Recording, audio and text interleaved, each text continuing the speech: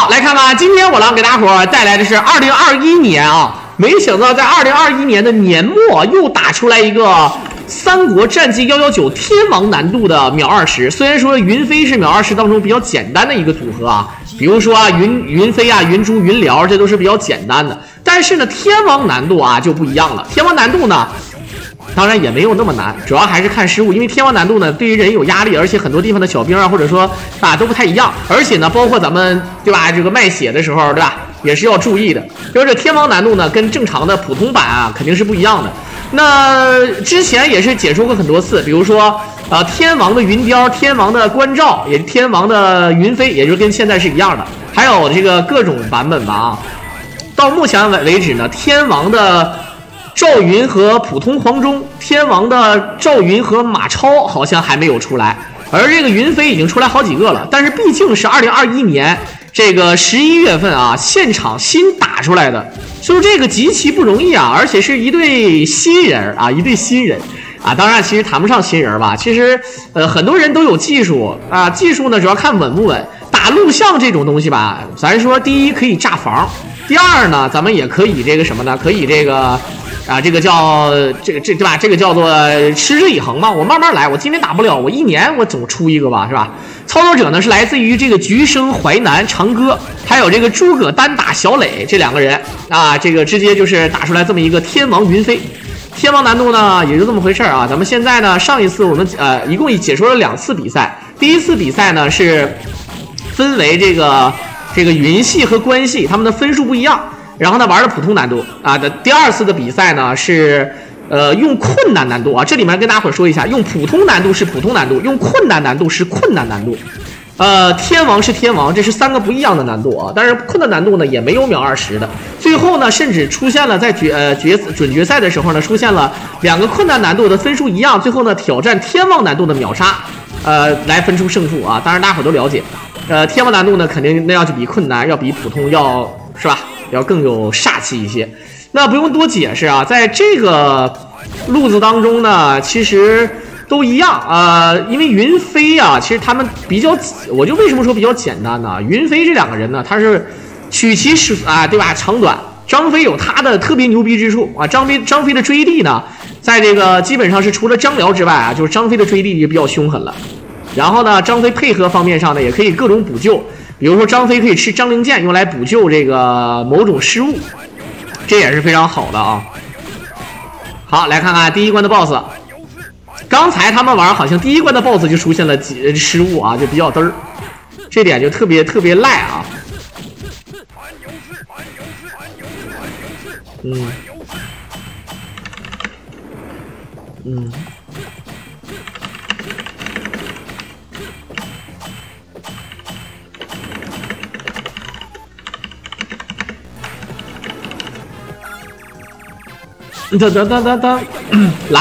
来白鹤亮翅，大鹏展翅，前前锁，大鹏展翅，捡起来，前前锁。这个前前锁一定要锁啊，因为这个傀儡娃娃是非常有用的。比如说咱们傀儡娃娃在秒杀貂蝉的时候，用傀儡娃娃呢是非常稳的啊。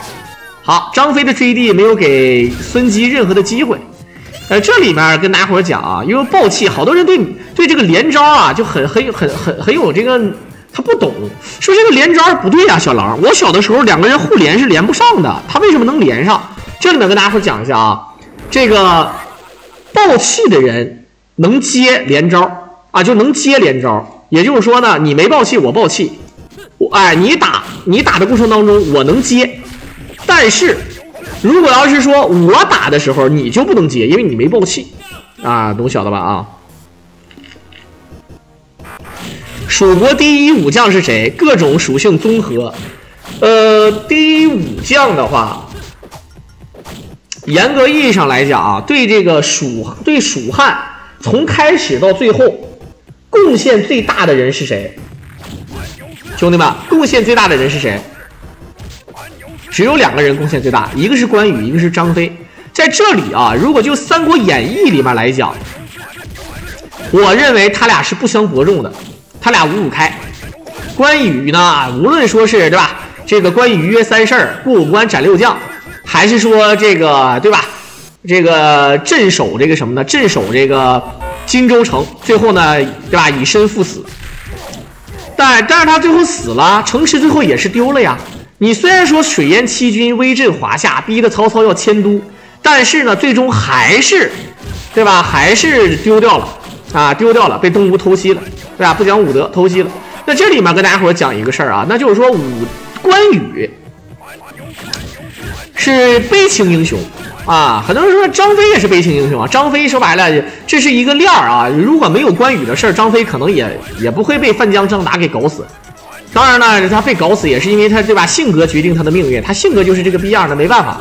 但是呢，要论这个贡献，你想，对吧？无论是《三国演义》里面最开始刘备起家是靠的张飞的钱起的家，关羽是卖手腕子，张飞可是真金白银从自己家里掏钱儿，对吧？招募乡勇啊，甚至呢，就是在那个关羽约三事的时候，你看那个对吧？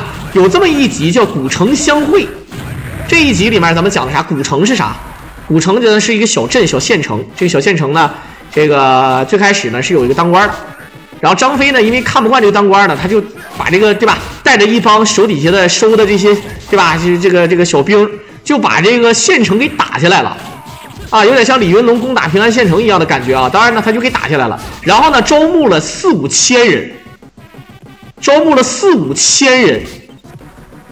这是刘备非常重要的一个2次起家的这么一个啊，一个对吧，一个东西。好，直接升级暴气，非常的变态啊。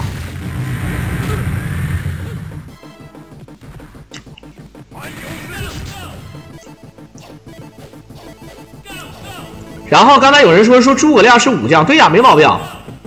诸葛亮严格意义上来讲，诸葛亮确实是武将。但是呢，其实就刚才那个问题来讲啊，很多人说综合评比，那诸葛亮在上阵杀敌这方面，就跟人单挑这一方面，明显他肯定是他不仅他连那个陈氏他都不如啊。那他就别说跟什么魏延比，跟什么关飞、什么马超比，这可能是吧？廖化这都比不了啊。他就是当然，诸葛武侯严格来讲呢，他武功极盛。功是他的功勋，不是说他妈的武功那个对吧？那个什么啊，不是那个武侠那个武功啊。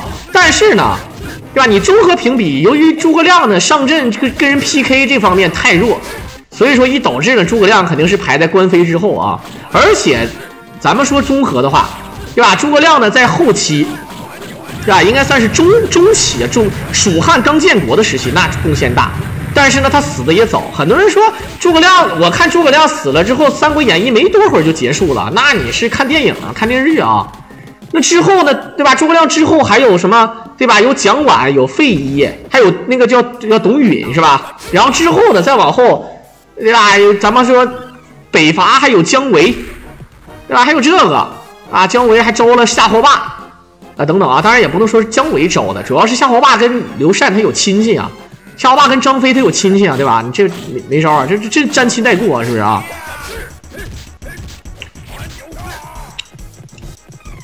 所以是跟大家伙讲，综合评比，我认为关飞5-5开。但是呢，实话实说，就这个义来讲，他俩是5-5开。就功勋来讲，张飞多一点。但是呢，又有一句话就非常非常重要，叫什么呢？叫开辟事业易，对吧？守住事业难。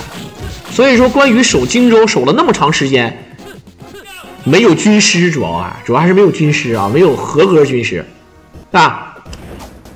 那最后丢掉了，是一个悲情的这么一个英雄，就跟诸葛亮一样，也是悲情英雄。相反，张飞的话，张飞被小人所算。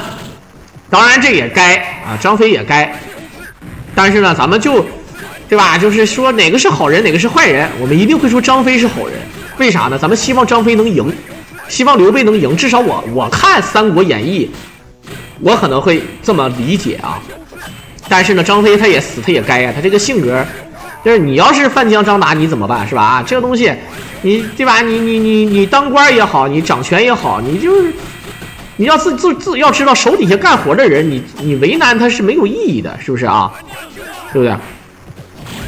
所以说我只能告诉你啊，就是说他俩是一样的。很多人说呢，再谈其他人行不行啊？你说黄忠第一来的晚，诸葛亮来的也不早，对吧？啊，诸葛亮来的晚，黄忠来的也晚，马超来的那就更晚了。相反，你说还有谁牛逼呢？像魏延，对吧？魏延虽然说来的晚，跟黄忠一起来的，但是魏延呢对刘备极其忠心啊，而且呢不光是对刘备忠心啊，而且魏延是当了，对吧？咱们第一个人是谁看着的，兄弟们？第一个荆州城是谁看着的？关羽看着的。好，一个独上，白鹤亮翅。荆州城是关羽看着的，那么对吧？刘备打下汉中是谁看着汉中的呢？对吧？魏延看着汉中，对吧？魏延看着汉中的怎么说啊？对吧？他可抵10年，那么看着汉中那是吧？确实守住了。而且魏延在诸葛亮时期北伐的时候，对吧？你肯定会觉得诸葛亮就是唯一的神，诸葛亮在军中地位是最高的，这个肯定啊。但是你知道第二是谁吗？第二就是魏延。就比如说我们讲一个黑社会，对吧？我们讲黑社会，对吧？489龙头，是不是啊？这个龙头489是龙头，这是数字，也是一个代号。426就是红棍，就是堂主啊，就相当于这个前锋啊，什么主将，双花大红棍就是主将。那如果说是438是什么？438就是老二。也就是说呢，魏延在诸葛亮时期的时候，他在军中的职位仅次于诸葛亮。你们肯定会觉得，哎，魏延跟着诸葛亮手底下也说话也不好使，怎么地，不好使是不好使。大家伙知道1把手跟2把手确实就无论是古代还是现在，确实差很多。但是刘备在的时候，魏延很厉害，因为大家伙知道，比如说咱们看那个清朝的官职，就很多朝代官职都有这个赏书，大家伙都知道吧？6部赏书。比如说赏书呢有2个非常牛逼的官职，比如说吏部啊，吏部天官嘛，吏部就是说白了组织部啊。咱们说吏部，那吏部的这个对吧？天官是谁啊？是吏部赏，对吧？吏部赏书，对不对？但是呢，他还又有一个职位叫吏部侍郎啊。这个侍郎是什么，兄弟们？啊，你赏书的话是老大没毛病，但是这个侍郎呢，虽然说啊他不是老大，但是呢他可以直接跟皇帝汇报我的工作。这一下就不一样了，所以说有魏延，对吧？有刘备在的时候，魏延过得非常的幸福，非常的潇洒。他当汉中太守，是汉中的1把手，是刘备的根据地啊。刘备一共3个根据地，一个是荆州，一个是汉中，另外就是成都大本营，对吧？那这荆州是关羽，汉中应该交给谁啊？这当然是自己的铁哥们张飞啊。但是呢，为什么不让张飞去守？因为张飞在徐州这个地方啊，张飞就是有前科，再加上张飞性格确实不好。那为什么要魏延呢？因为刘备信任魏延。魏延这个人，他知道刘备是人中之龙啊，只要有刘备在，魏延不敢扎刺儿啊，兄弟们啊。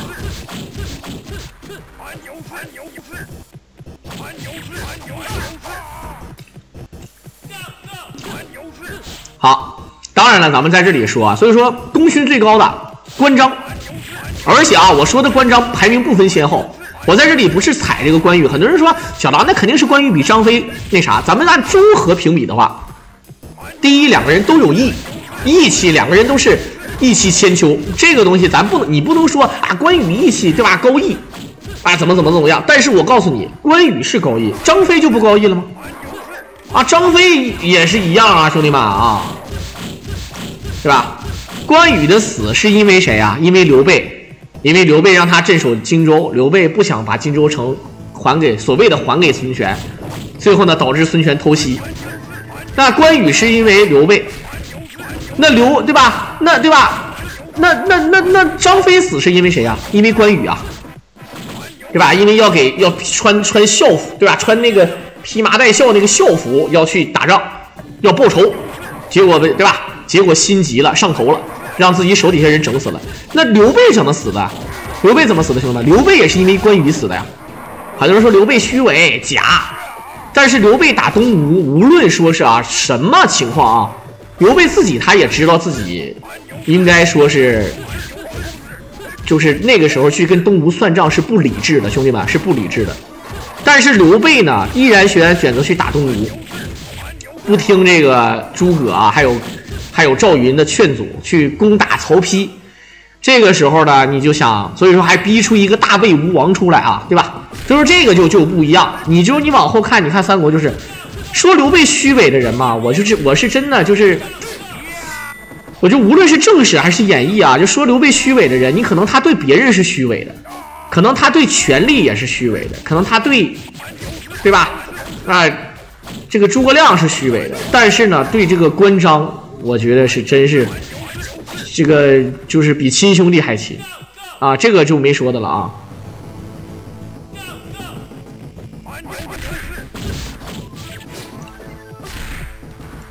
不是。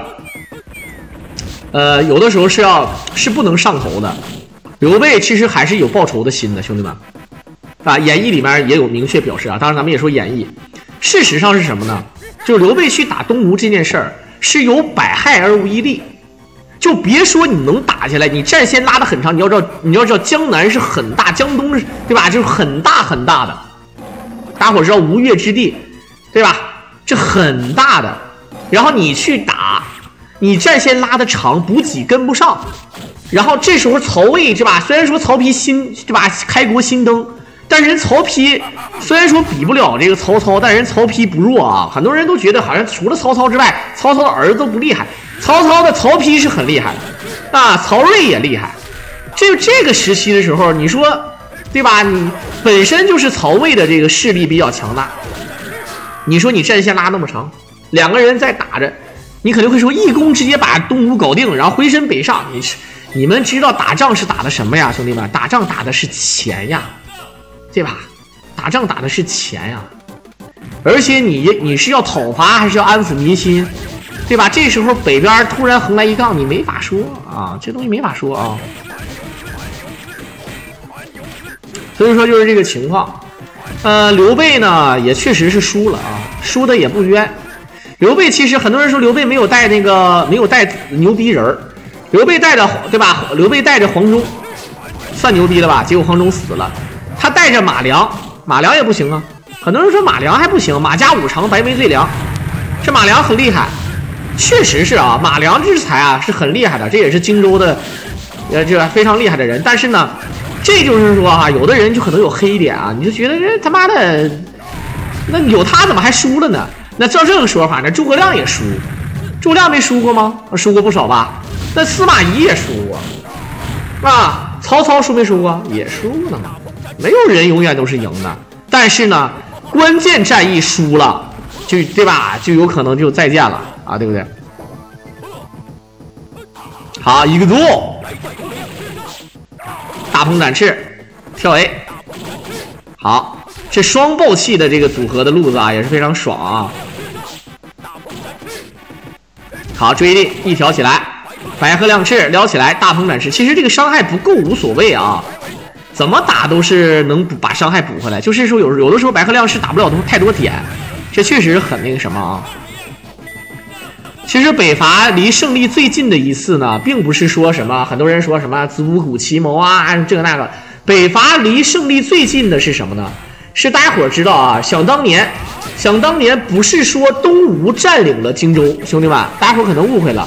其中呢，曹魏势力也在荆州这个版图上占据了一定的优势，甚至是你比如说你像这个大家伙都知道这个糜芳傅士仁，比如说孟达吧，大家伙知道孟达这个人是很有才的啊，当然说很有才只是相对的。比如说司马懿跟对吧？司马懿跟这个诸葛亮是 S 级的，孟达是有一线中的。啊，他也很厉害的，只不过呢，他碰见了，对吧 ？S 级的司马懿，这就没办法。离成功最近的一次就是孟达起事。孟达是深受曹丕的这个，对吧？这个深受曹丕的喜爱，但是曹丕死了之后，曹睿就不重视这个人，所以他时常会认为，哎呀，我不会被搞死吧？所以说呢，他就十分惧怕这个。自己在这个曹魏势力这儿不消停，然后呢，他就跟这个李严，对吧？因为他跟李严的关系好，他就托这个李严去找这个李严的儿子李丰，对吧？给诸葛亮传信。诸葛亮这个人呢是非常，对吧？诸葛亮基本上就是说，所有人跟他诈降，就是说我假装投降这种事儿，诸葛亮都能一眼识破。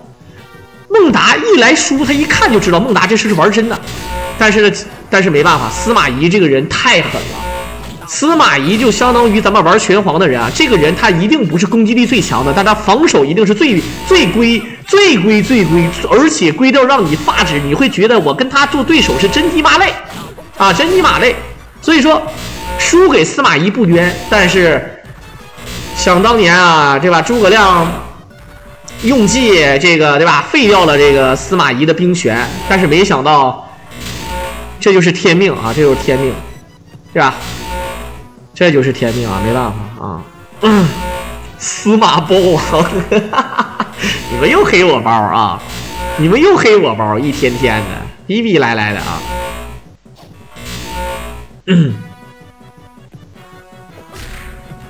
好，其实要跟大伙儿讲啊，谈不上家底儿，兄弟们要知道一件事儿啊，打仗这个事儿呢，不是说你家底儿厚就一定会赢，兄弟们啊。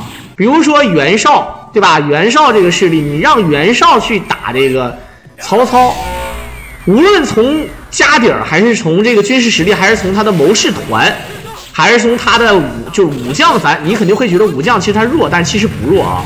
打仗不是说武将，那要这么说法呢，那吕布那么厉害，那你肯定玩个屁呀，对吧？啊，好，最后一追，白鹤亮翅，直接撩死。这里面跟大家伙讲啊，就是说，那袁绍输给这个曹操，那怎么说呀？不是家底的事儿，而且当年对吧？当年高祖对吧？汉高祖刘邦，人家起事，他汉中王起事对吧？就直接后方交给这个萧何，然后呢对吧？这里这么多，比如说张良加什么对吧？加这个韩信什么的，对吧？你要知道项羽多厉害，范增也不弱吧？但是这东西没有意义啊，没有意义。绝对的实力有的时候没法说。蜀汉其实是有机会啊，家底这个东西你要知道，对吧？西川沃野千里，对吧？你看咱们说什么三星堆，现在经常有人看啊三星堆，而且呢就是在远古时期，这个对吧？这个蜀地这个地方是很厉害的。蜀地呢，咱们巴蜀地区西边，很多人说传说中的《山海经》当中的昆仑山，对吧？据说那个山呢，应该说是世界上最高的山啊，相对最高的山，什么意思呢？你们都知道那个珠穆朗玛峰是最高的啊，是8848啊，它可能每年还会长那么几厘米啊，咱不知道啊。但是说那个珠穆朗玛峰，它是建立在4000米的高原之上，所以说它是8848，将近9000米，它是全世界最高，是吧？老二是那个叫乔格里峰，是吧？但是这些都是相对高，它本身就在高原上，而它那个峰是就把从海平面上就从根上算啊，就是7000多米，相对高度对吧？非常高了啊。然后那个地方对吧？自古至今啊，说句实在话，那个地方说交通不好，但是事实上一进去之后，这个盆地啊，沃野千里啊，适合发展。咱们都说蜀道难，难于上青天。想打进去是真难啊！正所谓一夫当关，万夫莫开。后来你看那个姜维镇守剑阁，谁也进不来，没办法，邓艾只能说偷渡阴平，侥幸得手啊！你看你这不就是咱这个故事讲就这样？那很多人说小狼，那你这么说我就不信。那你说这么牛逼，那刘璋怎么就进不去呢？当然，说是一夫当关，万夫莫开，这玩意儿也是有一些对吧？人的胆略呀。补给呀，什么之类的，就想当年诸葛亮呢，在这个阴平这个地方是驻扎了军事的，在阴平那个地方，说难听点，那真的是一夫当关万夫莫开，哪怕是个小懒闲子，看见你对吧，偷渡，我简简单单使用点小手段，你全军就要覆没的，而且你连吃的都没有。可是呢，刘禅时期的时候呢，诸葛亮走了之后呢，后期就把这个点儿给撤了，这个据点就给撤了。这就相当于咱们现在边防官兵一个战略要地，对吧？无论说很多人说不能，谁能从这儿偷袭咱们呢？你这地方这么难走，哎，万一呢？所以说诸葛亮一生不用险啊，对吧？所以说就这个情况啊。噔噔噔噔噔噔噔噔噔噔，讲起历史，你就谁也讲不过我狼。我告诉你，我狼这个小牛逼一吹啊，基本上就是没谁了啊。好，玩刘氏。要说起来，说到那个成都西面啊，在成都西面的那个7000多米那个峰叫什么来着？我忘记了，说那个山好像据说是登山者的噩梦，据说一共登山了20多个人，死了21个人，啊，存活率60几67不是多少啊？吴国第一的话谈不上，你周瑜也是悲情英雄，对吧？这个吕蒙呢也是短暂的这么一个成就型英雄。要说实在话，还是陆逊吧。陆逊是比较长的，虽然说他的结局是非常悲惨。当他姓陆的那一刻，他注定跟孙氏集团啊，就注定是要有点问题的。所以说，他也是输给了政治，陆逊也是输给了政治，没办法。但陆逊毕竟还是长一点。吴国的要说第一人，你要是论纯武将啊，纯打仗就纯上阵就踢了 PK 那种偷袭啊，对吧？那种什么扎营啊那种，按理说应该是甘宁。很多人说不是太史慈吗？太史慈吧，主要也是死得早，而且吴国后就吧，但甘宁呢，他也悲剧啊。甘宁他是被人搞死的啊。甘宁好像是被那个周泰啊，不是周泰去了。甘宁是被沙摩柯搞死的吧？啊。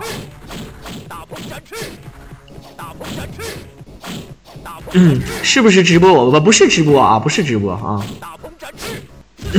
好，我们看看，直接走进屋吧。一会儿看看貂蝉啊，一会儿看看貂蝉。我貂跳起来，他一个一个打，这比较规。正常有人打是怎么打呢？跳起来左右啊。三国里面最危险的职业，义父、大都督。是吧？其实大伙儿知道啊，打仗就是打钱，打的是科技，当然你们问我就打的是科技，科技牛逼就行，科技也是通过钱来，对吧？来研发的呀，对吧？无论说是咱们说啊，可能不是那么玄幻的所谓的这个木牛流马，或者说是什么诸葛连弩啊，对吧？但是呢，打仗是打钱。就是这样的，就如今现在的社会也是一样，对吧？你打什么没有意义的啊？打钱就对了啊！啊，感谢我们的肖哥，我们肖哥一手飞接支持我了啊！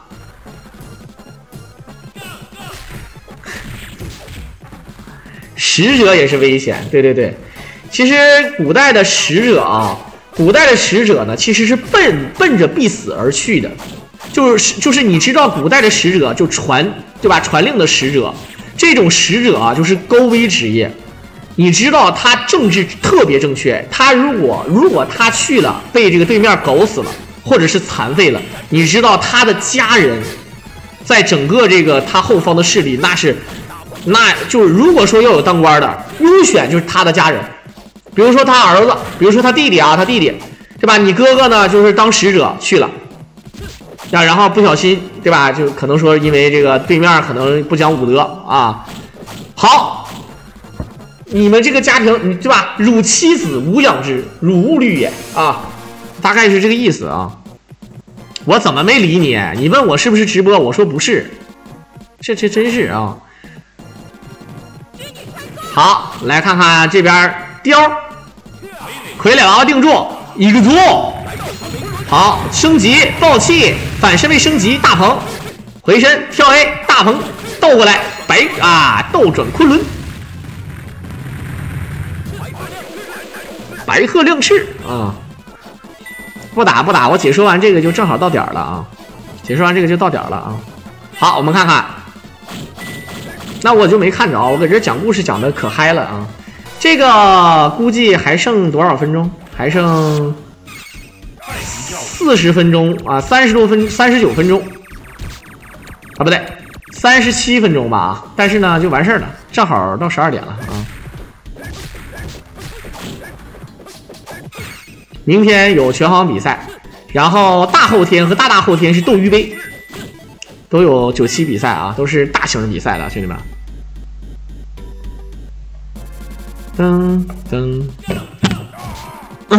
汉朝最有名的使者苏武，我记得我们家小的时候就有一个饭店叫苏武牧羊那个饭店名字就叫苏武牧羊。这个苏武牧羊呢是一个炒菜馆，能接婚礼，还能做火锅。小的时候真的是啊，那是我们当地有名的那几个大饭店之一。现在都黄了啊，现在都是啊。好，我不是接不接的问题，其实你也能听出来，我主要是时间到了，我该回去休息就休息了啊。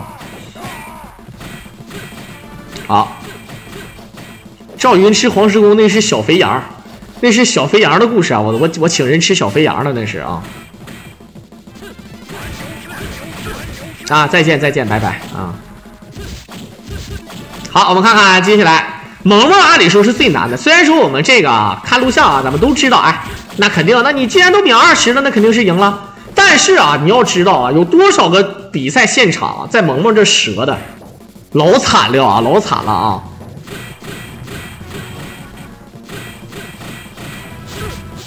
好。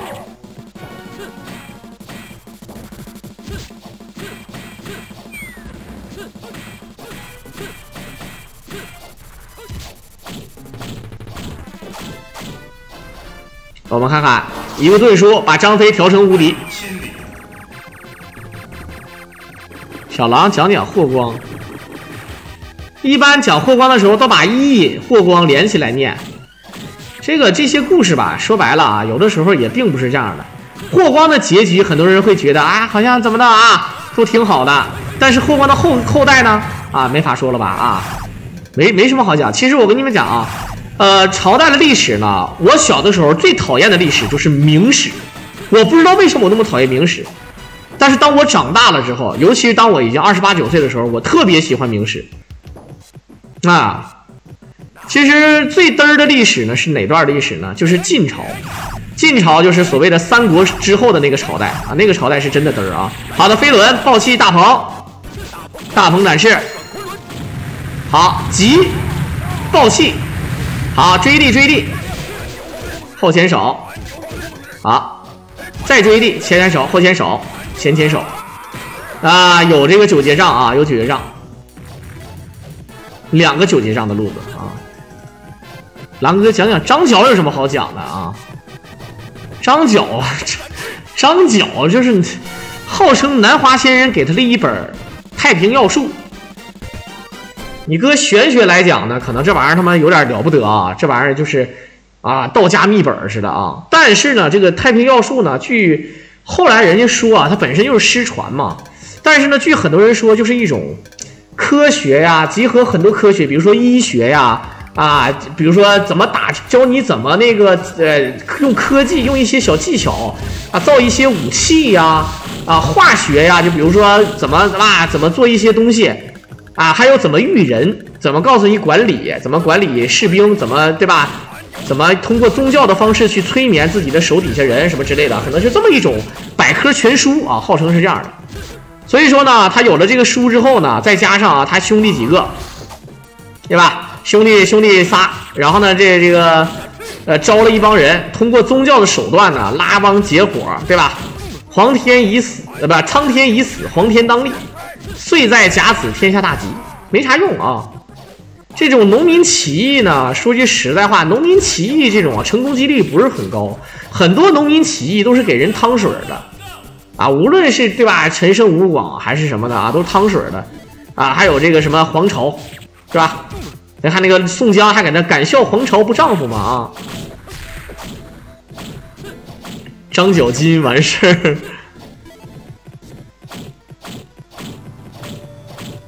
好，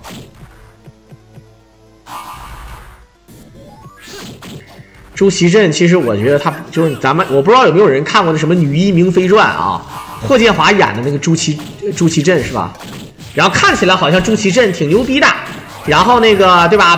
他听那个大太监是吧？听那个大太监，然后结果呢，桐木堡之战啊，结果呢被生擒，然后呢被当作人质。这边这个德云社这个于谦呢，就把这个谁呢，就把这个对吧朱祁钰推上皇位。这样的话呢，我们的之前的皇帝呢就对你没有用了。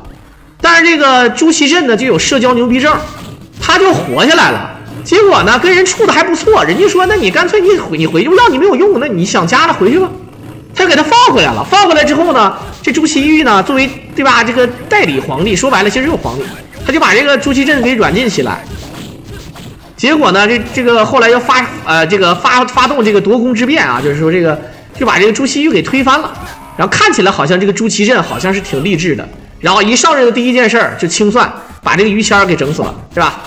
待会儿就了解这个故事，但事实上我感觉啊，这个朱祁镇确实，我跟你说，明朝的皇帝一个比一个奇葩，我也没见过几个，对吧？没见过几个就可能强一点的，你像朱元璋算对吧？算厉害的，杀功臣咱不说，你像那个朱棣。啊，对吧？他儿子，对吧？对吧？明朝皇帝3代目啊，明成祖朱棣啊，这个也还好点了啊，对吧？这肯定是好点。那这除了这俩，就剩下的人，你无论是建文帝还是说，就往后那些人啊，就是你感觉好像这些人就是干啥都就是干某一个东西可厉害了啊，可厉害了，就是当不了皇帝，哎，就当不了皇帝。你肯定会说小狼，那你看过什么大明王朝1566？那你看那个。有的人哎，他玩弄帝王心术行，哎，这个人当皇帝他确实行，但是他管理不好这个国家，你没法解释啊。他玩弄权术、帝王心术玩的可好了，啊，比人家那个康熙玩的都好，可是他没用啊。这玩意儿你就这个东西，哎呀，但是明朝都是比如说南宋的这个皇帝也好，当官的也好，还是那个。这个他的子民也好，南宋是有骨气的。明朝的话呢，咱不能算这个明朝后期那个，咱不能说是吧？那个对吧？这个魏忠贤之后是吧？这个咱们这个木匠皇帝嗝了是吧？让这个传说中的这个崇祯皇帝是吧？啊，那他可能是他人是倒没啥毛病，就是说他是想当一个好皇帝，但能力不咋行，而且呢这个比较激进。是吧？这个是这个意思。那他呢？最后亡国了，反正是也挺对吧？也挺嘚儿的。但他还是挺有骨气的啊！他不可能说我亡国了，那我对吧？我被自己推翻的，我又不是被满清推翻的。但是他还是选择了自杀啊，还是选择自杀，对吧？老歪脖子树嘛，对不对？所以说就是这个意思。这个明朝的皇帝尽管啊，可能给人一种感觉就是有点怪怪的，但是骨气还是有的，兄弟们啊。好，这老虎这么狂轰乱炸，两个人都能连死，也确实挺不容易了啊。崇祯皇帝17年，但是呢，据那个韩国韩国他出土的那个咱们说这个李氏朝鲜啊，是吧？这个出土的这个他还有那个什么的，还有那个所谓的什么圣旨不啥的。他不是对吧？大明王朝数次救这个李氏王朝是这个于危难之中啊，咱也不知道就是哪个王朝啊，他可能记有点记得不太清楚了。他那个里面找出来那个书还是他，因为他毕竟是附属国嘛，他这个附属国他就怎么写呢？他用年号，这个年号呢是大明的年号啊，但是这是说什么意思？大明的年号，这个大明的年号是啥呢？就是崇祯。那崇祯按理说，咱说17年崇祯就没了，对吧？就没了。但是他呢来了之后吧，他就看到挖出来这个崇祯30多年啊，这个他这不是很迷啊，这就很迷。好，来看看怎么破阵啊。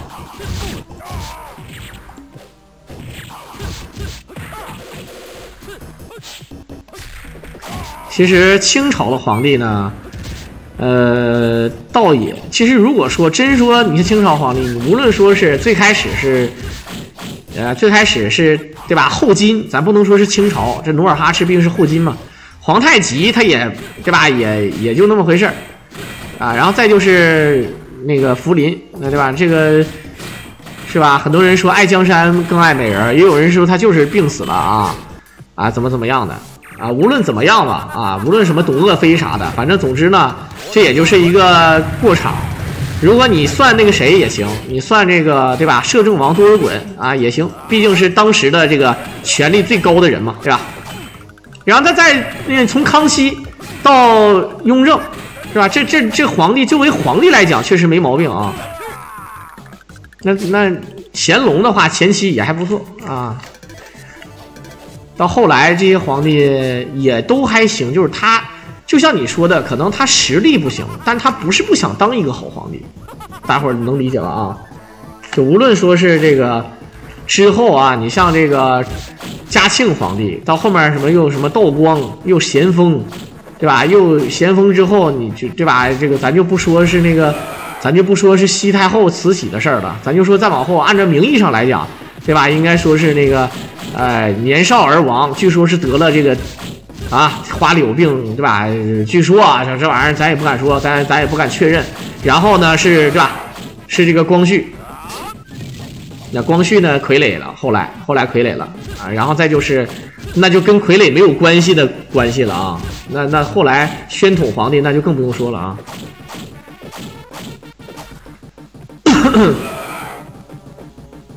好了，不知道大伙看没看这个电影叫《龙凤殿》？啊，龙凤殿大 S 女主啊，男主是谁呢？任贤齐啊，所谓的这个正德皇帝，说他武功极其高强，是吧？啊，这个电影看的也挺劲儿，一顿反转。他说武功确实，说他武功确实高强啊，这那的。历史当中确实也有记载，他好武，然后呢也好驯兽，但是他死的很憋屈啊。这哥们儿好像是据说是不小心落水，然后伤寒。啊，然后伤寒，最后呢就死了啊，就这死的很憋屈啊。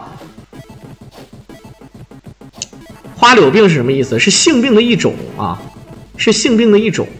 我们现在来讲，所谓的这个，你看啊，对吧？这个我们现在来讲呢，就是比如说你像比较很多人觉得梅毒啊比较轻，其实梅毒是很可怕的，兄弟们啊，梅毒如果要是错过了最佳治疗期啊，你就会很傻。大家伙懂意思吧？就最后会很难，而且呢，得过梅毒之后，你的血液里面终身都有梅毒的记号啊。当然，我的意思，它是有记号，但是它没有效果就治好了，你就是治愈了。但是只要一验血，你终身在梅毒这块是阳性的啊，就他就告诉你得过这个东西，知道吧？好，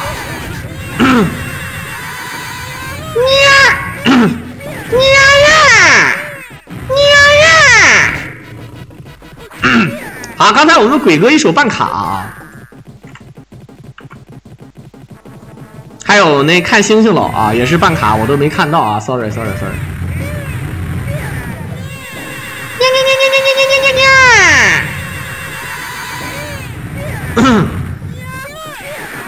好，准备好，一会儿他就跑出来啊，准备调好这个先调好这个太清丹经。哎，变成鹅了，为什么变成鹅了，兄弟们啊？是因为他是第2次玩了，第3次开房了。如果是第1次开房的话，是熊猫。好，300颗亮士，倒转昆仑，急爆，可以。我狼不聊这种的，我不是聊不聊这种的。我跟你说，哎呀，没事的，哈哈，为什么要被扑？因为要卖血长气儿。说句实在话啊，有的这种性病潜伏时间还很长，大家伙一定要注意啊，确实要注意的啊。当当当当当当当当当当当当当。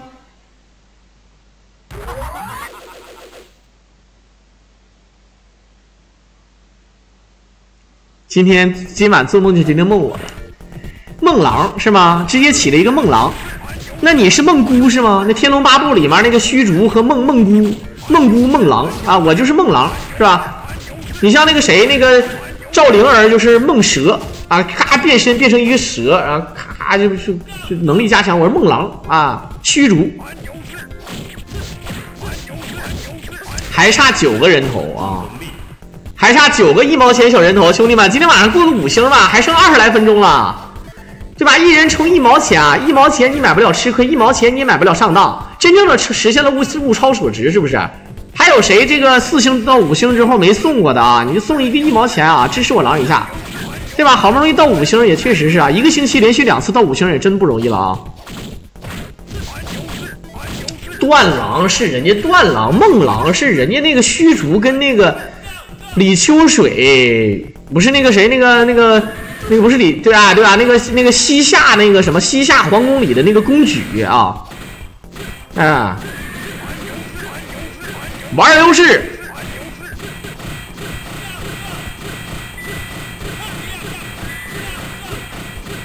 其实啊，很多人还忘记了一个非常有意思的一个朝代，这个朝代就是什么呢？大家伙儿知道，蒙古呢，后来呢，它建立了大元。其实呢，最早的蒙古呢，啊，这个咱们就说实话啊，他们不叫大元朝，但是后来忽必烈啊，对吧？他是从这个对吧这个经典里面找出来的元啊，对吧？所以说用元作为这个朝代。但是事实上呢，之前呢，那个二代目是谁呢？是那个蒙哥，也就是说这个啊，对吧？蒙哥呢，二代目之后呢，他没有分裂，这个蒙古它是没有分裂的。没分裂，他是确实是很厉害。然后呢，这个蒙哥呢是怎么死的呢？咱们看那个《神雕侠侣》，说蒙哥是被那个杨过啊给搞死的。但事实上，真实历史上呢是有一个叫钓鱼台的地方。大伙知道啊，是有个叫钓鱼台的地方。如果当年蒙哥打这个钓鱼台，没有钓鱼台这个守将，没有这帮人守住这个地方，那蒙哥如果正常是投降啊，正常咱们说应该投降的。他如果不投降，蒙哥如果不战死，蒙哥生气了啊！蒙哥说为了打进去，他建了一个高台，结果就被人家远程给搞死了。哎，你说这个对吧？这个非常惨。这个蒙哥如果不死的话，这个钓鱼城，对，钓鱼城啊，钓鱼城不是钓鱼台啊，说错了，钓鱼城。这个钓鱼城如果当时投降了，那直接那就完事儿了，那直接统一了，他就直接往欧洲扩张了。要知道当时如果要是蒙哥不死的话，不分裂的话，现在欧洲都不知道啥样了。你们敢信吗？你们信吗？当时就当年，有的时候这种蝴蝶效应真不一样。我觉得现在欧洲那帮人啊，他应该感谢这个钓鱼台，感谢南宋的这个对吧？这个将领。很多人说，那就这个不一样，最后不也让人打下来了吗？其实严格来讲呢，后来呢，他是不小心被人暗算整死了，要不然也打不下来啊。后来呢，这个蒙古确实啊，这个忽必烈后来也是统一了啊，就建立大元了。当然呢，蒙古呢建立大元之后，他的朝代呢对吧？只是名义上是90年，实际上呢是60年。后来呢，这不是朱元璋对吧？跟陈友谅两个人对吧，在这个鄱阳湖一战，完事之后呢，朱元璋占据上风，这大元早就被打到北边去了啊，打到北边去了啊。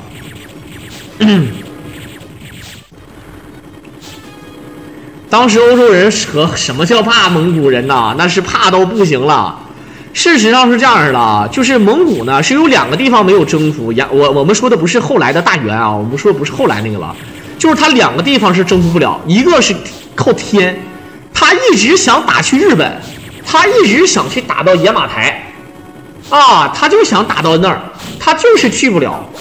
哎，就是各种，要不然就是出不了海，要不然就是对吧？就飓风、台风的，哎，就打不过去。啊，还有一个就是钓鱼台，钓鱼台他打不过去是不是看天？就是这个首相，就这帮人，就要不说我说南宋的这个军民，还有皇帝，还有大臣，哎，就每一个人都是非常有骨气啊。就像那个楚云飞说的，军人要有骨气，是吧？对吧？就是这个确实是啊。要说南宋的那个当时那个爱国情怀啊，兄弟们，这个对吧？对吧？对呀，如果没有钓鱼城的话，没准欧洲起什么工业革命啊，也许可能大概吧。那蒙古人作为游牧民族，我管你呢，我过来，我给你掠夺完，对吧？你对吧？就该杀杀，该抢抢。你想想，那对文明也是有极大的破坏啊！好的一手擦澡巾，然后看看谁敢惹我。9结账吗，兄弟们？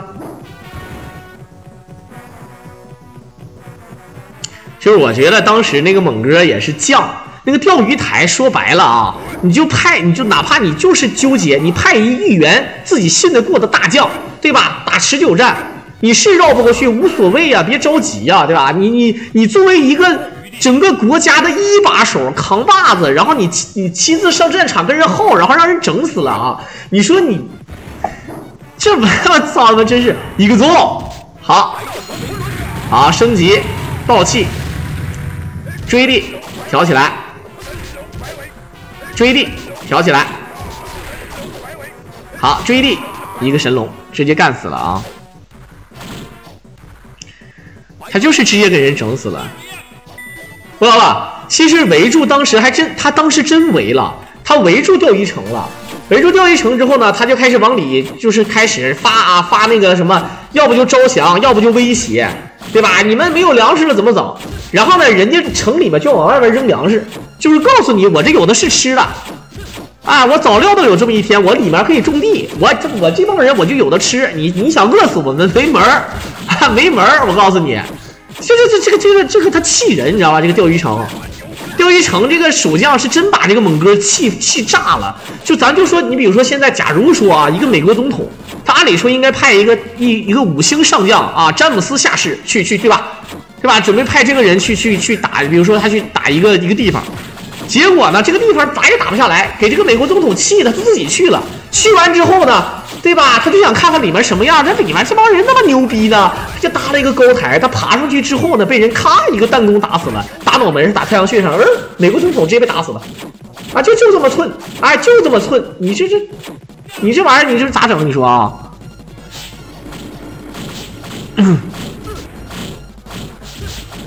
扔鱼对吧？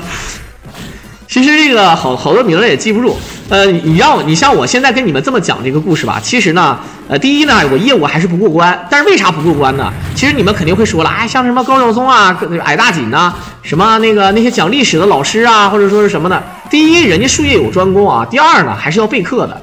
如果专门让我讲这个钓鱼台的故事，我也是要把这些文献呐、真实历史啊，还有一些野史啊、艺术作品呐拿过来做这个东西。然后呢，我用1个小时时间或者半个小时时间，我甚至可以脱稿，我可以全程从头说到尾，只要让我做点工作就行，而且绝对是脱稿。甚至我告诉你，我这次说完了之后，明天你再让我说一次，可能跟今天都不一样，我可以加入梗。这就是我狼啊，这个逼装的，操，不服不行，看你能把我咋的啊？矮大紧，确实我。为啥叫矮大紧？以前好多人还挺喜欢看他的，后来我就觉得吧，我就觉得他人不咋地。我这玩意儿我说他什么呢？就是我觉得就是他不是人不咋地啊，就这个人好像就是什么呢？就是我觉得他是有才，他是真有才，但是我感觉他好像不是中国人一样啊，我就觉得就是我没法解释这个事儿啊。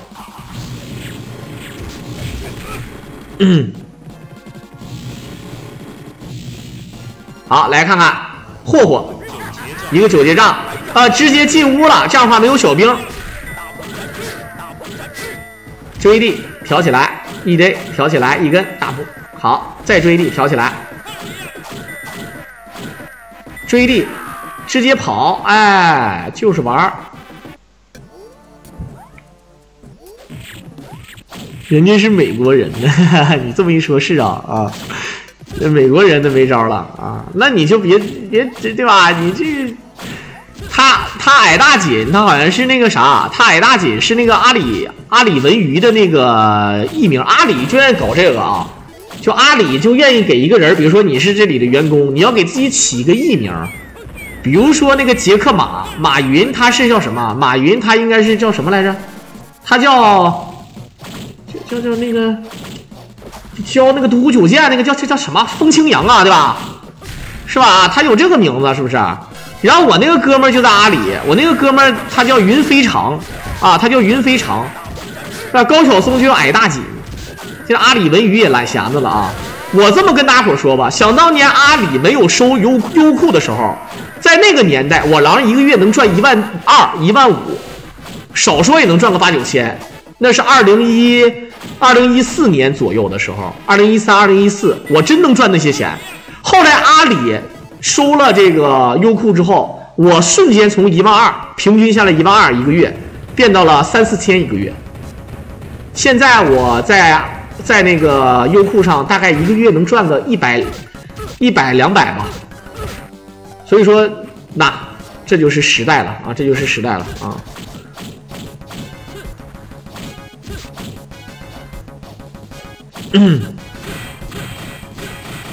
杀2次算2次吗？当然了，都是满血，它不像杀那个马，你杀那个杀骑马它不行啊，它就不是那个满血的，无论你怎么秒，然后进屋，然后他还没死什么的，他出来就是半血，没办法啊。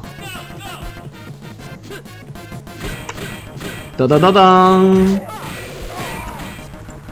好，来看看这个有铁甲兵，天王难度啊，是真的难受啊，兄弟们。被阿里收了都是越来越差，那你说饿了么呢？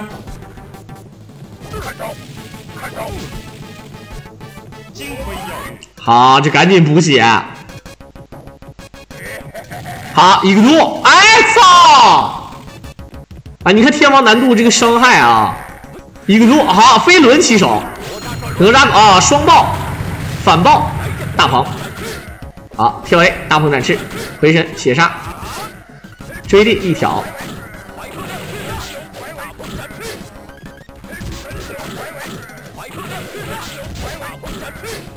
好，再追一挑，爆气直接带走啊，非常的嚣张啊！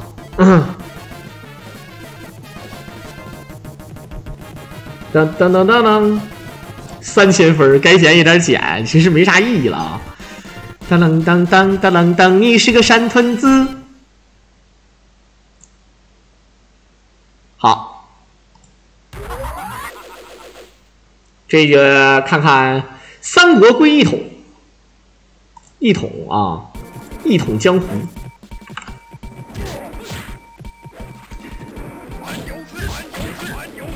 我感觉现在阿里也难啊，兄弟们。前一阵儿我觉得对吧，都叫马云叫马爸爸，然后都搁那说，哎，王健林玩火了，然后怎么样。现在马云也拉胯了呀，而且现在好多人都讨伐马云。后来我仔细的就是研究了一下啊，就是他这个资本这个东西，现在发现马云是真的狗啊。以前咱们还说一整我说恐龙快打里面说马云怎么样，现在想想马云，如果大家伙懂点金融常识啊，你就会发现马云其实在某些方面上确实是啊，就有点懵啊，有点懵。这东西是吧？所以说马爸爸也不靠谱啊，这年头是吧？双11不啊，我跟你们讲，双11这个事儿你不能说这个怎么样，因为呢，这个2019年是直播带货的元年。直播带货是什么概念呢？就是其实无非就是什么呢啊，带货的主播这个坑位他自己有流量，然后呢有商家想要入驻这个流量去对吧卖东西，那么他一定会降低价格，然后一定会怎么样。这样的话，如果说能预定出多少量，他自己可以批量去做。这样的话，比如说我做出了70%的代加工的产品，那么我只要卖出70%，我就稳赚不亏。然后如果那30也卖了的话，那就是我赚的钱。当然，这成本已经是我坑位费都已经掏过了，无论是我找李佳琦还是找什么薇娅什么之类的。好，那不扯这个事儿。那么这个双11为什么现在不行了呢？因为这些直播带货的人，他天天都在给你搞这个什么低价呀，都在给你搞这个。你双11你再低价，你毕竟大品牌，他烧钱，他毕竟还是要你大家伙都知道啊，你就是多少钱的东西就是多少钱，他不能破坏自己的商业版图和帝国。所以说双11他就真没有什么太高的福利。有一些福利的传统呢，他可能有这个想法，想赚个流量，但是今年都不怎么样。但相反有很多比较传销类型的这种就很好，比如说有很多传销类型的，比如说大家伙不知道有没有那种，就是有没有人知道那种专门就是卖这种名牌鞋的，就是他买这个鞋啊，就相当于是他的虚拟资产一样。这个鞋买了不是把那个鞋发货发到这儿，而是呢这个鞋是我的了，但是这个鞋呢放在这个公司。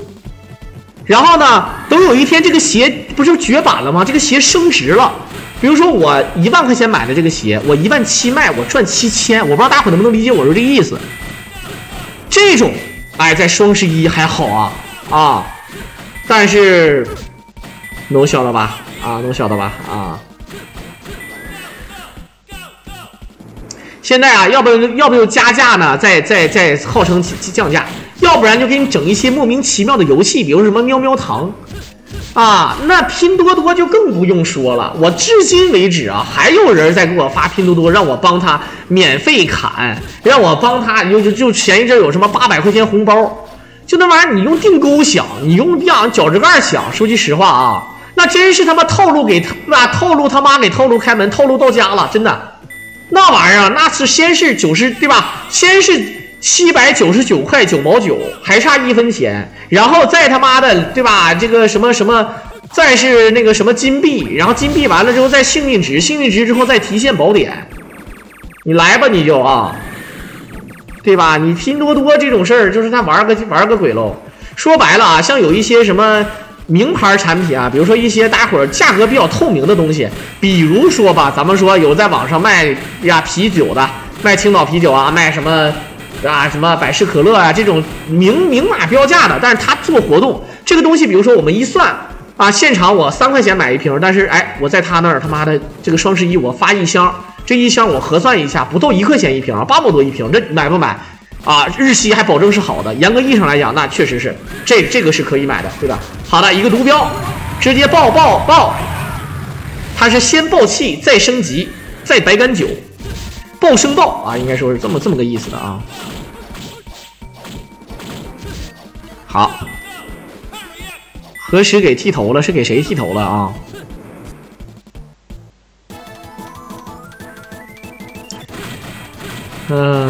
没有什么可能啊，没有什么可能的。就是很多人说我是真有现实中有朋友在拼多多提过现，这事儿有没有？我告诉你，真有。但是呢，不是小额的啊，不是小额的，就是优惠券，或者说是就是有极个别的啊，有没有是有。比如说我的父亲就提过20块钱，这是真事儿。不是优惠券，但是呢，他这个客户和他的圈儿已经被整明白了，以后再有这种活动，他还是要发，可是他再也没有半次，而且他非常恶心啊！很多 APP 其实严格来讲呢，就像这种购物型 APP， 它不应该，它默认都应该是静音的，但是拼多多不一样，拼多多最讨厌的是，你不小心点了一个东西。他就会发出一个声音，声音非常的大，非常尖锐。一个非常尖锐的女生说了这么一句话：“拼多多现金已到账。”我他妈又没让你说话。我下载你这个软件，很多软件基本上都是，无论它放视频也好，比如说这种购物软件，它应该都是先静音。你想听，你得点开它有声音的。他妈的，对吧？就是这么说吧，10000个人当中提现的大概能有个5个人，5%，而且都是小额，有大额的吗？有，就是再傻逼的骗，就再骗子啊，就再大的骗子，他也不是所有人，就说白了，他给一捏捏啊，给一捏捏人点好处，你不能说一点都没有。我不知道你们懂不懂，就算如果你们是骗子的话，而且你们是正儿八经的公司啊，你就拼多多，咱说实话，你。该说不说，我现在也在拼多多上买东西，因为有的时候确实是很便宜，我不买那些假货，就不是假货啊，我买那些就是不认识的货，比如说你像我买一些青岛啤酒，对吧？官方店，那是吧？是这个，然后我买了一次，我发现不错，确实是正品啊，而且它就是便宜，比京东啥的便宜，日期也是好的，那咱该买，咱实话实说，你不怕自降身份就行，对吧？有的商品是不能在拼多多上卖的，你比如说你特斯拉汽车，你在拼多多上卖，那特斯拉那肯定是脑袋里进屎了，那是啊。好，咱们看一下他现在的目的应该是怎么说？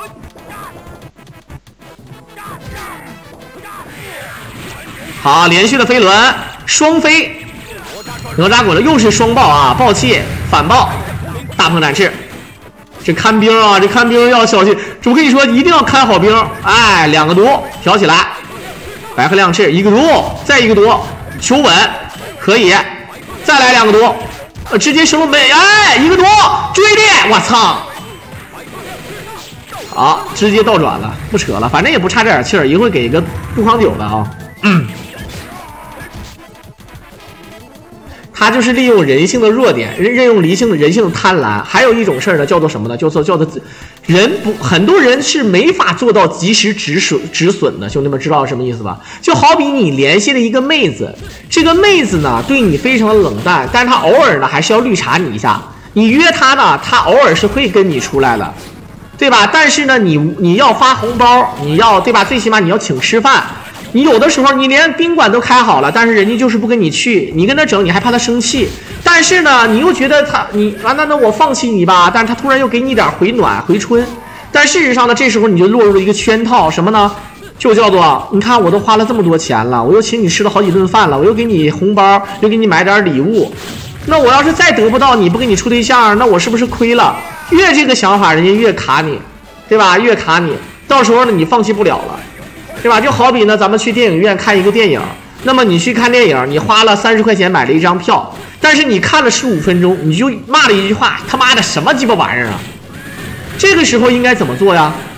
按理说，很多人说了，我花了钱买的电影，那我既然花钱了，我就得看完，是不是？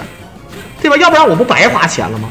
但是其实最明智的做法应该是，我花了钱，但是我现在不快乐，我浪费了我时间，还给我精神上造成了污染，我现在应该及时止损，我要走，对吧？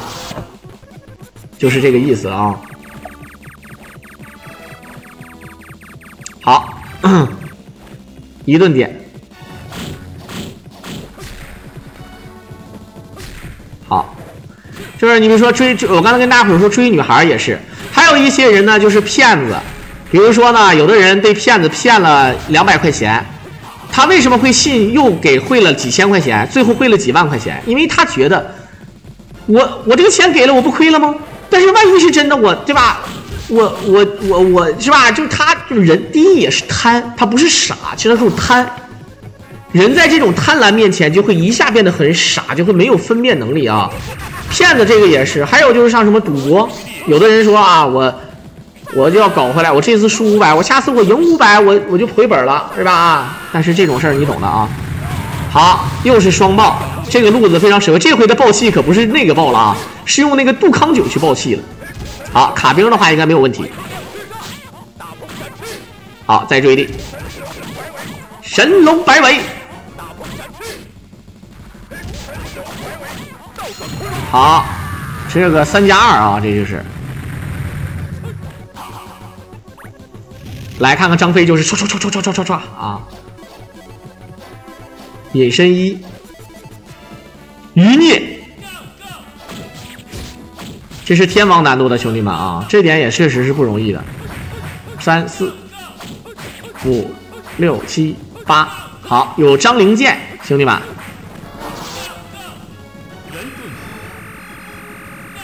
这个盾书留着本身是为了那个什么的啊，现在都用不着了。哎呦，这个毒镖，好，风书也没有用啊，全都扔掉了啊，这他妈太浪费了。小的时候感觉这种东西他妈不浪费吗？啊，泰森的弟弟叫太浪啊，这个啊，好，擦澡巾，噔噔。好，卡住位置，利用玩流式直接卡住这个。一会儿有铁甲兵啊，有铁甲，跑进角落。好，余孽。哎，这个傀儡娃娃飞轮还好飞到了。好，爆气反爆大鹏，大鹏展翅，再大鹏展翅，最后一下血杀，追地一挑，大鹏展百合亮翅一撩，再追地一挑。